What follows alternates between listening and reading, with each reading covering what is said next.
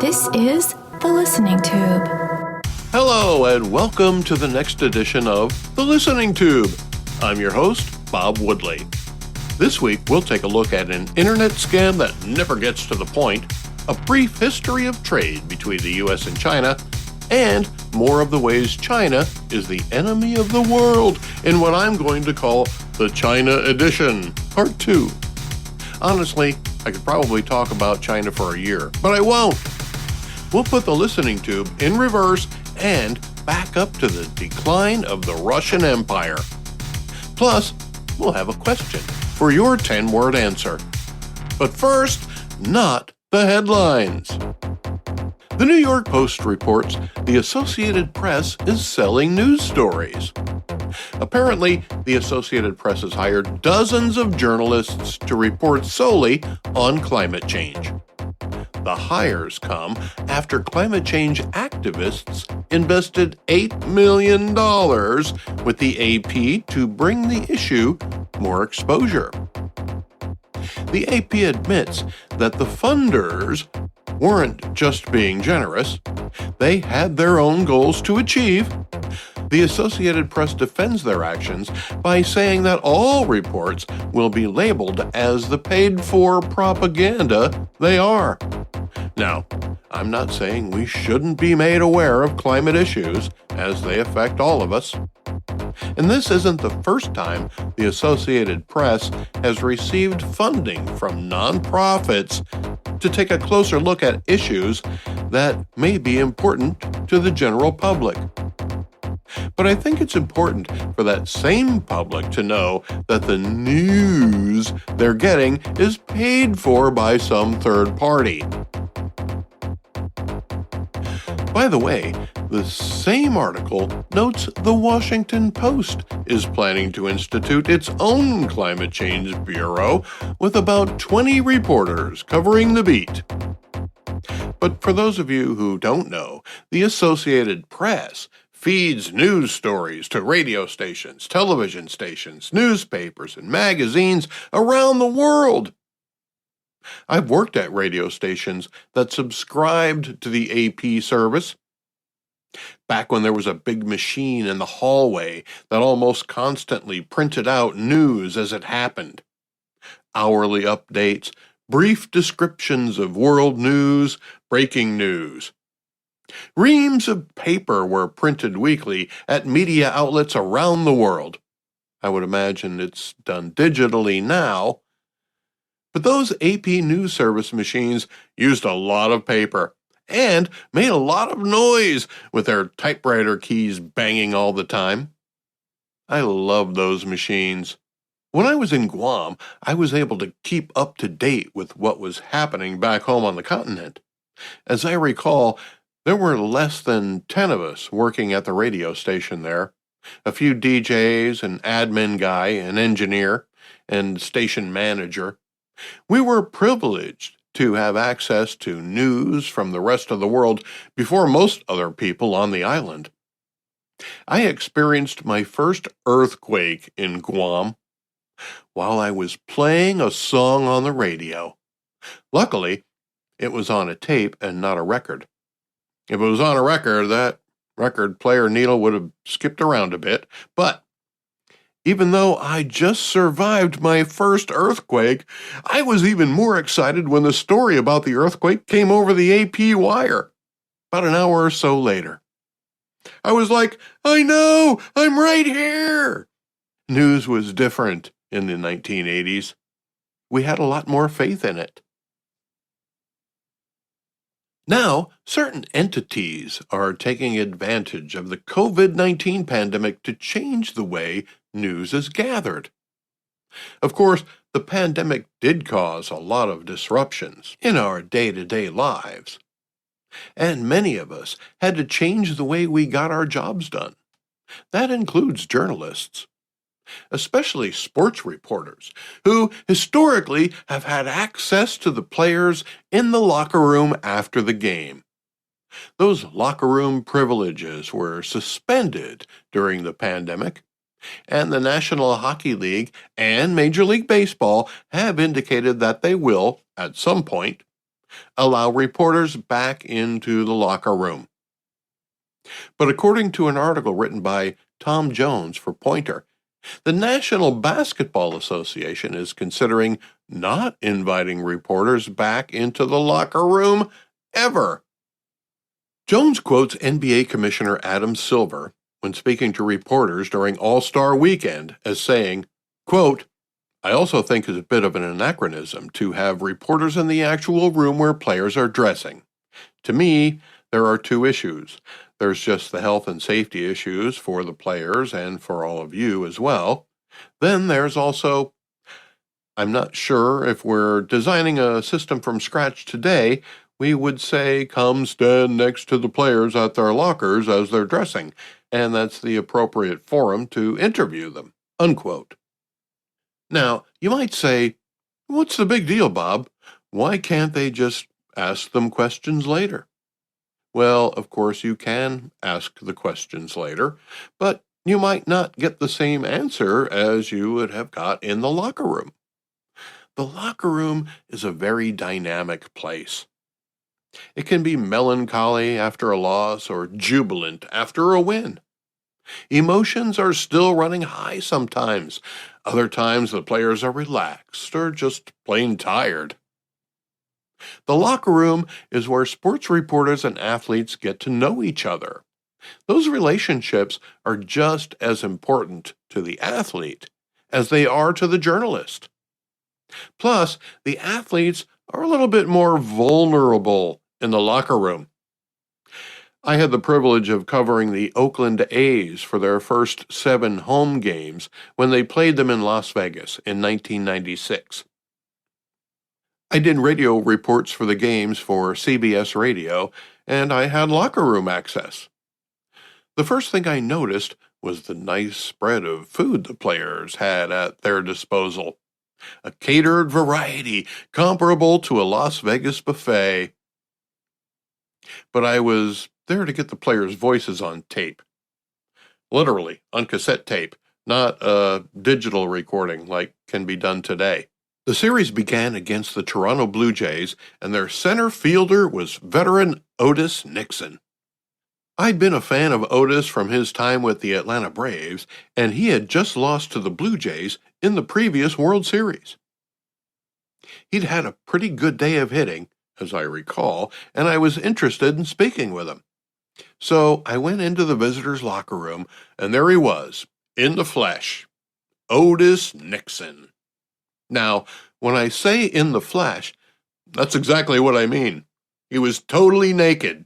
He must have just come out of the shower and dropped his towel to the floor to get dressed when I walked up and said, "Excuse me, Mr. Nixon, may I ask you a few questions?" I've never been trained in locker room etiquette, so I didn't know if I was violating some unwritten rule, which, as you know, baseball has many.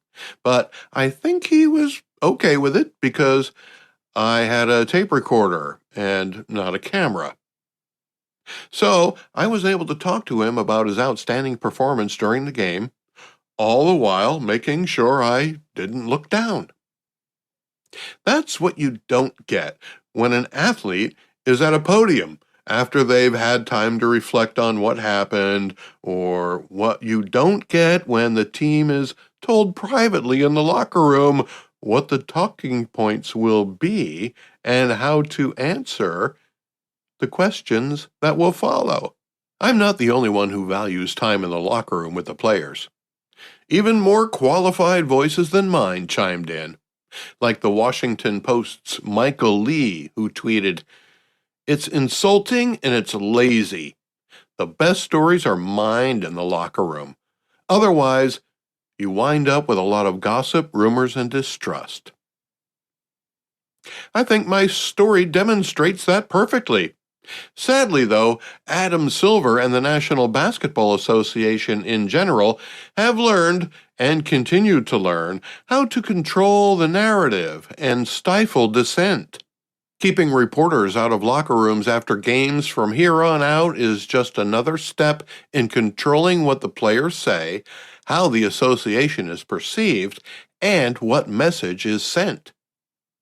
The scary part is that the National Basketball Association doesn't care what you think, but what their partners in China think. The listening tube works in both directions. Call 570-601-1101 to leave a message.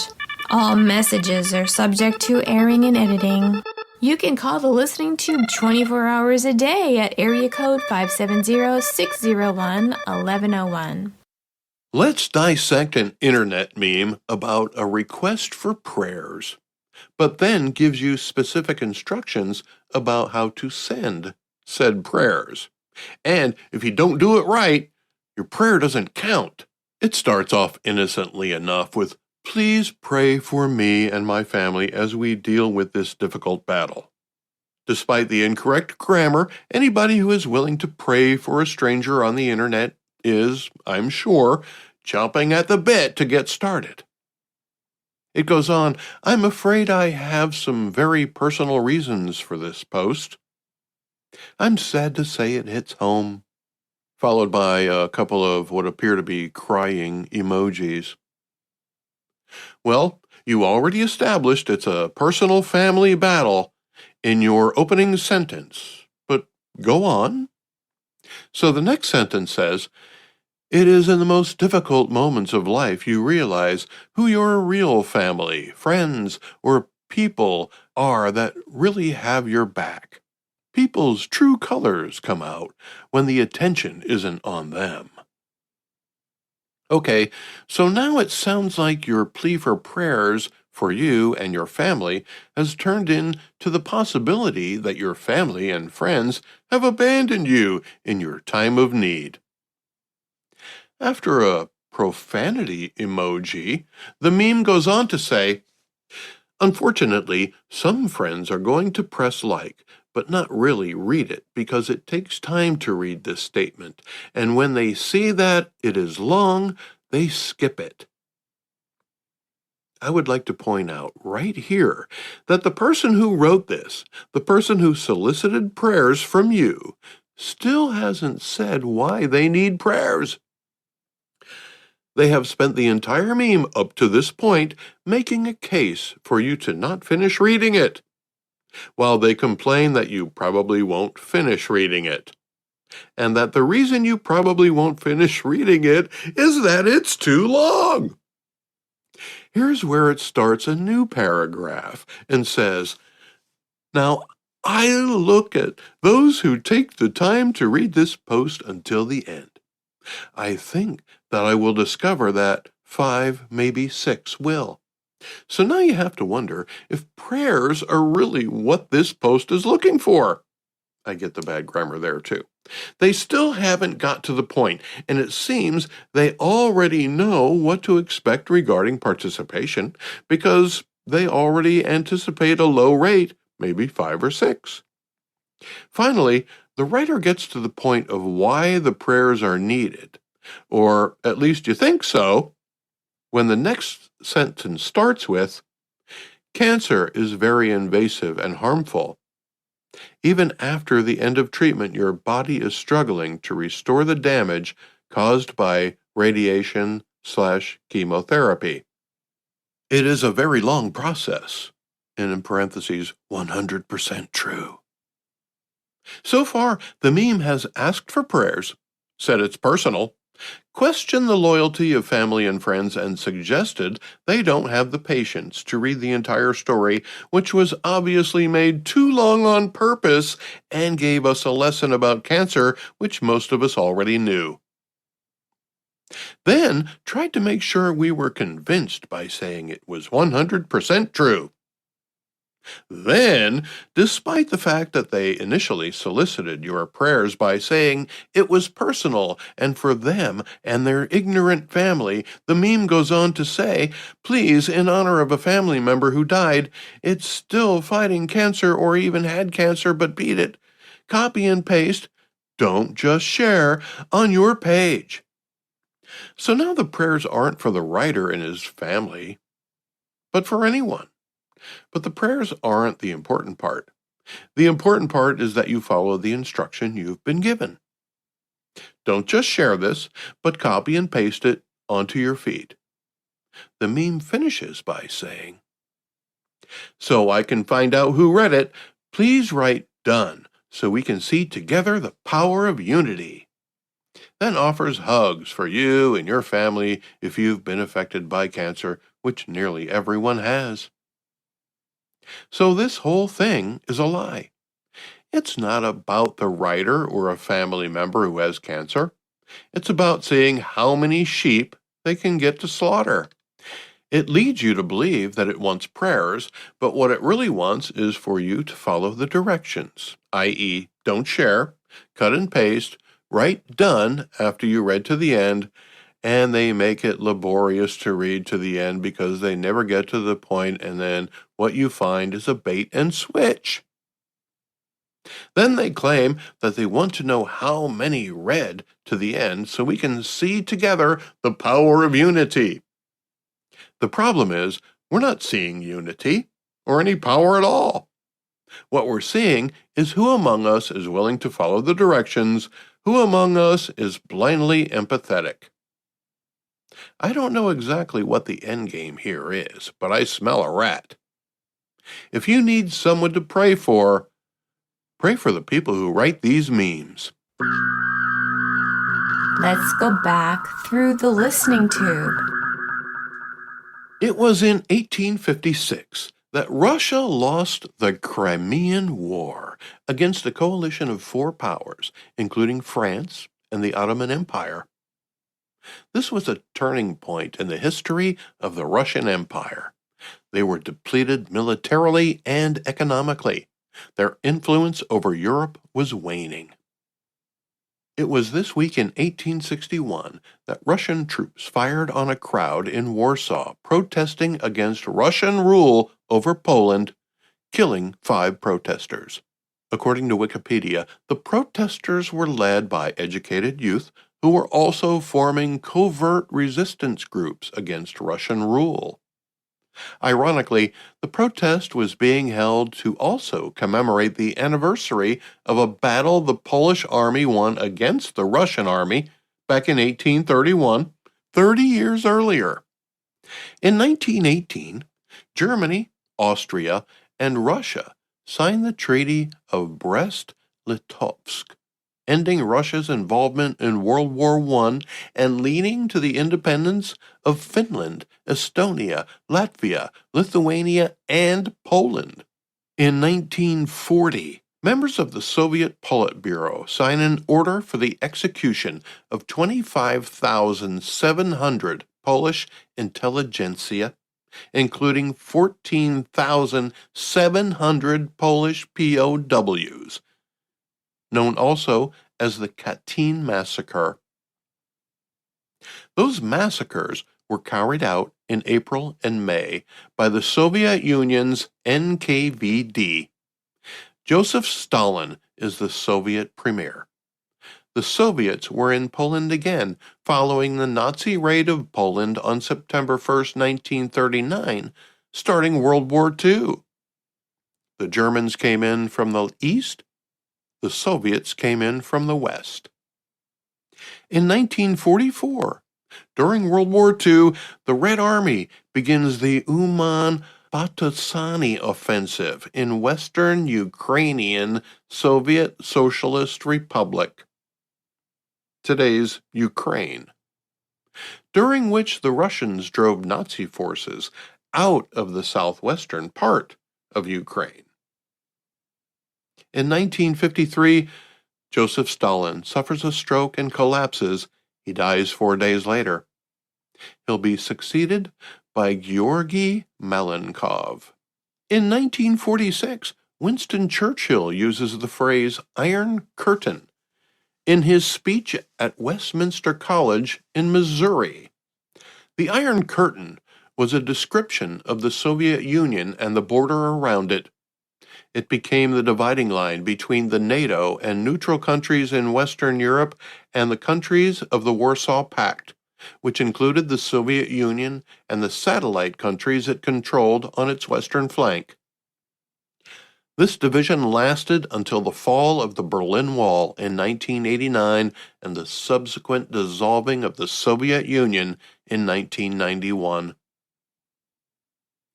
This week in 1967, Joseph Stalin's daughter Svetlana defects to the United States. And in 1991, in concurrent referenda, I think that's the plural for referendum, 74% of the population of Latvia votes for independence from the Soviet Union. 83% in Estonia also vote for independence from the Soviet Union. In case you haven't noticed yet, I'm addressing the elephant in the room. Russia has invaded Ukraine, unprovoked and without reason. Vladimir Putin is testing the waters and the West's resolve. It seems Putin got bored, being an authoritarian leader for so long that he had too much time to think. Apparently, what he thought about was the history of his homeland and how the borders of it had changed over the decades. He decided to reclaim some of the land that once belonged to the former Soviet Union, maybe even the former Russian Empire, which was at one time the third largest empire in history.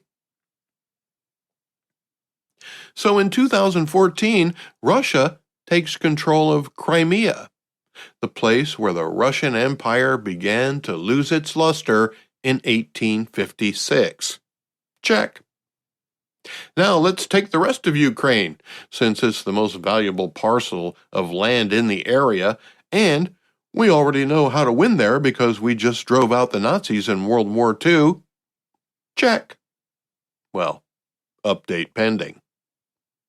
Let's face it, Vladimir Putin has only seen his country fall apart over his lifetime. So now that he's consolidated his power, he feels he owes it to his countrymen to put it back together again, in the memory of Joseph Stalin. So what's next for the history of the Russian Empire? Will Ukraine again become a satellite country?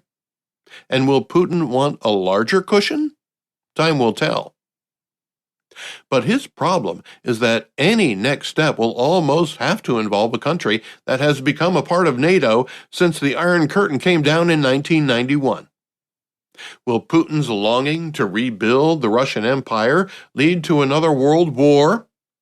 And if so, what will we call it? But if Putin's willing to take that chance, and China backs him up, Poland will be next, then China will take Taiwan, and eventually map makers will have a hard time keeping up with how quickly the lines on the maps will be changing. And here's some unfinished business. During the last episode, I spent a good part of 40 minutes talking about the atrocities and mismanagement and expansionist goals of the Chinese Communist Party. I literally ran out of time to cover it all. So, I'll pick up here where I left off in part 2 of the Listening Tube, China edition. The Chinese Communist Party opened the door to their previously closed society shortly after President Nixon visited in 1972. American businesses saw this as a great opportunity to have access to more than 1 billion new customers. If you could sell a pet rock to just 10% of them, you'd be a millionaire. So businesses were anxious to enter the Chinese market. The problem was, the Chinese Communist Party has the final say on everything, and the free market doesn't get a vote. So while Americans were willing to buy Chinese products, the Chinese people weren't being offered American products. The trade balance began to tilt, and it's never come back to even. I won't get into all the trade policies that have transpired between the American and Chinese governments, mostly because I don't know about them or understand them. But it's obvious that over the last half-century, the Chinese Communist Party has had the upper hand in our trade negotiations. China's abundance of population provides cheap labor. So much so that China can not only produce their own products, but also produce products for companies from around the world, thus controlling many supply chain issues from the ground up. China's willingness to allow the pirating of intellectual property means they can make money from stealing other people's ideas. Plus, the Chinese Communist Party has rules in place restricting access to its markets so that it can keep out companies that compete with Chinese companies. In fact, many of America's most successful companies have failed to expand into China, including eBay, Amazon, Yahoo, Best Buy, Home Depot, Google, Forever 21, Groupon, Uber, Macy's, and LinkedIn. According to sources cited by Visual Capitalist, Amazon couldn't compete with Chinese company Alibaba. Despite investing $1 billion in Alibaba in 2005, Yahoo pulled out of China last year, blaming an increasingly challenging business and legal environment. In other words, they were forced out by the Chinese Communist Party. Google lasted only 50 months in China, plagued by censorship disputes and a Chinese government hack of their platform. Forever 21 is in its third attempt at gaining a foothold in China. The first two attempts lasted a total of 100 months. Uber had a terrible time in China, investing billions, including satisfying China's demand that all of their data be stored on servers in the country of China. Plus, Uber would need both provincial and national regulatory approvals to do business. It's like requiring the permission of every municipality you drive through. The Chinese Communist Party did everything they could to prevent Uber from doing business in China. They sold out to a Chinese company and now own nearly 19% of it. Despite these challenges, businesses still see China's population as a marketing target. China is expected to have 1/4 of the world's middle class by the year 2027. That's why they don't care what anybody thinks about what they do to the Uyghurs. And the business people who they're courting don't care either. And while we're on the issue of courting, the National Basketball Association, the NBA, should be called the never-ending balancing act for how they prioritize their relationship with the Chinese Communist Party over the human rights of an ethnic minority in China. An ethnic minority that's being slowly extinguished by force. According to a story in the National Review, a minority owner of the Golden State Warriors stated outright that he doesn't care about what the Chinese Communist Party is doing to the Uyghurs. In fact, he said nobody cares. The owner of the Dallas Mavericks said he's okay doing business with China because we have to pick our battles. Both of these NBA owners reflect any questions about China with questions about human rights here in America. Let's focus on domestic issues, they say. America is just as bad as China, they say. The way they've been trained by China to say the right things and not upset the status quo would indicate they should move to China.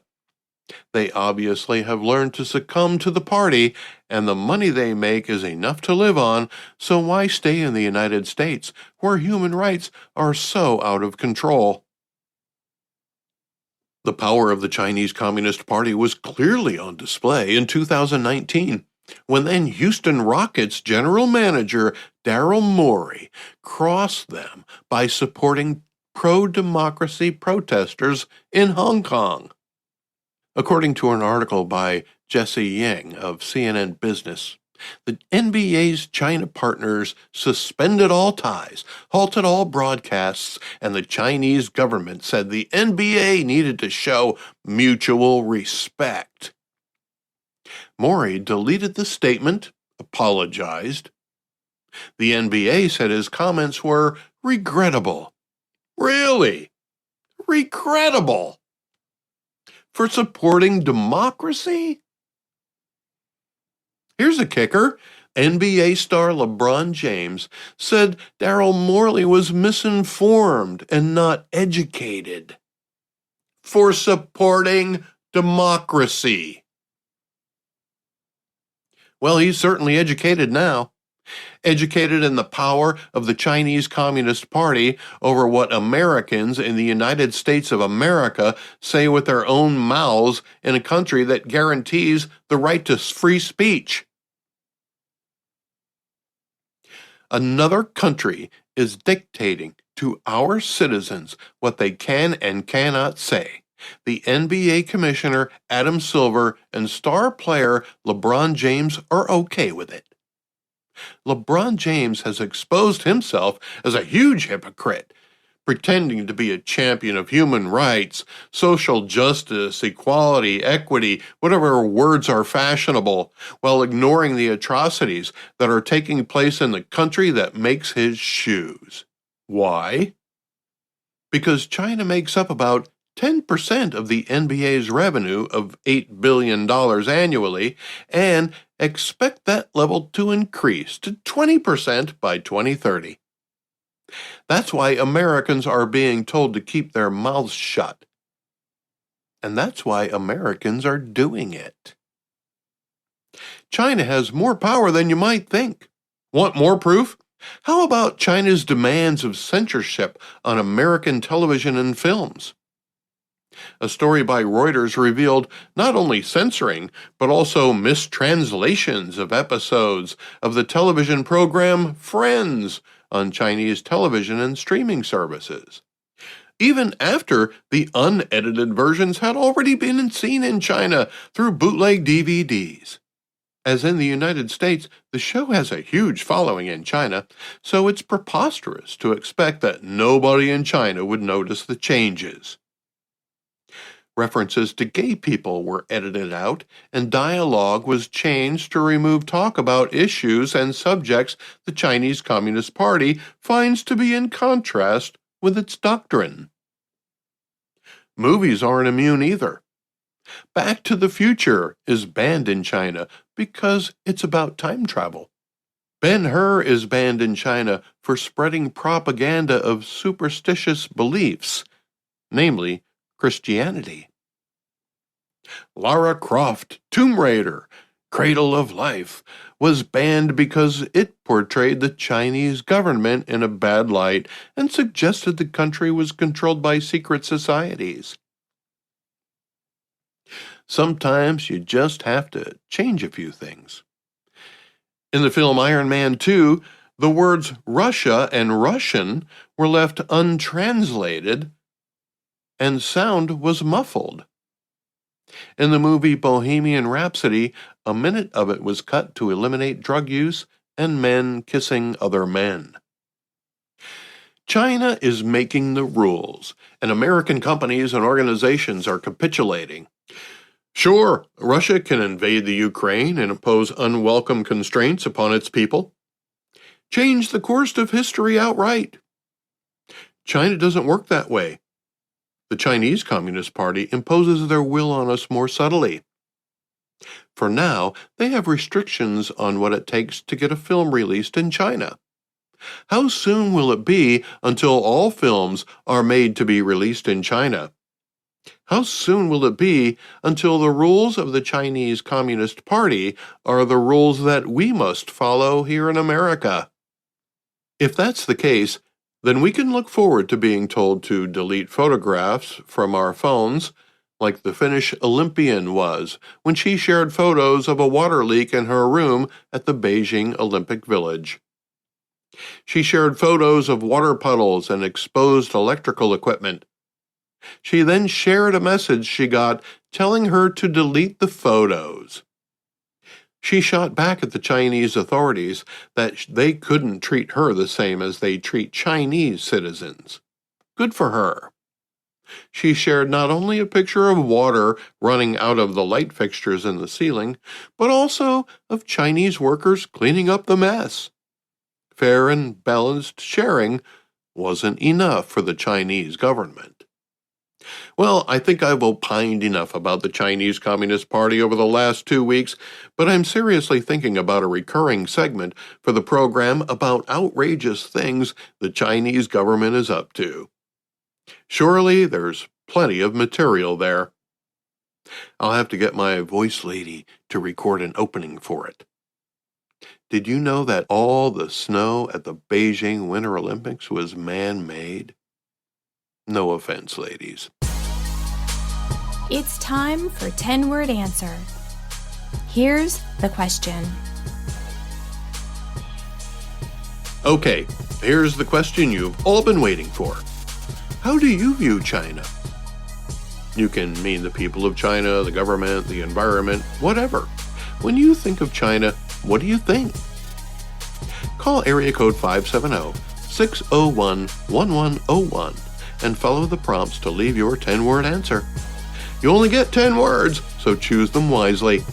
If you want more than 10 words, get your own program.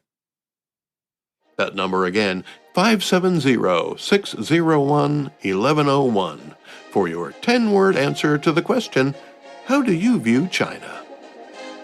Copyright 2022. The Listening Tube is written and produced by yours truly. Thank you for being a part of The Listening Tube. I'm your host, Bob Woodley, for Thou ad infinitum.